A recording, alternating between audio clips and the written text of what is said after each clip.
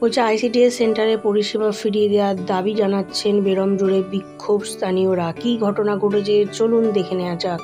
এখানে কেন এরকম বলছে, আইসিডিএস সেন্টারের পরিষেবা কেন তারা নিতে চাইছে না, কী প্রবলেম হয়েছে, চলুন সব বিস্তারে দেখে নিই। কেন দেখতে বলছি, কারণ আপনাদের সেন্টারেও এরকম প্রবলেম আগামী দিনে যদি হয় তো কীভাবে কী করতে হবে সেটা আপনারা জেনে নেবেন। তো চলুন তার জন্য পুরো ভিডিওটা দেখতে থাকুন। নতুন হলে টুইঙ্কল শ্রী চ্যানেলটাকে এখনই সাবস্ক্রাইব করুন। বলছে মঙ্গলবারের সকালেও বদলালো না ছবি, ফের উত্তপ্ত সন্দেশখালীর এই এলাকাটা।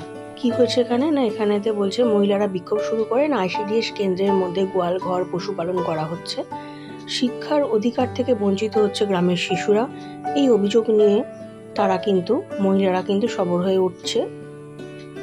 তাদের অভিযোগ হচ্ছে আইসিডিএস কেন্দ্রের জবরদখল করা নিয়ে।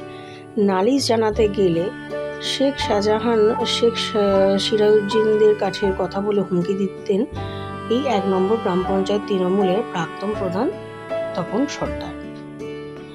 গত কয়েকদিন ধরে দফায় দফায় উত্তপ্ত হচ্ছে কিন্তু এই বেরমজুর।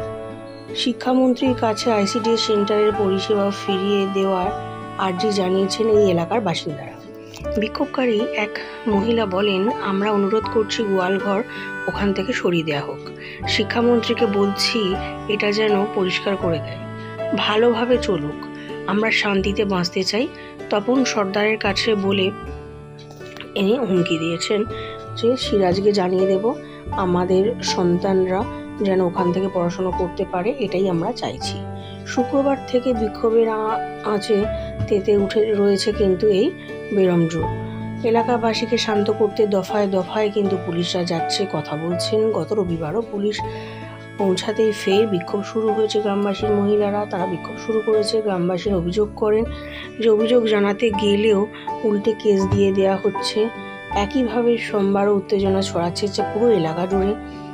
এখানেতে তৃণমূলের নব নিযুক্ত যুগ্ম অঞ্চল বাড়ির এখানে গাদায় আগুন লাগিয়ে দেওয়া হচ্ছে, এরকম বিভিন্ন ধরনের অভিযোগ কিন্তু গ্রামবাসীরা জানাচ্ছে, ঠিক আছে।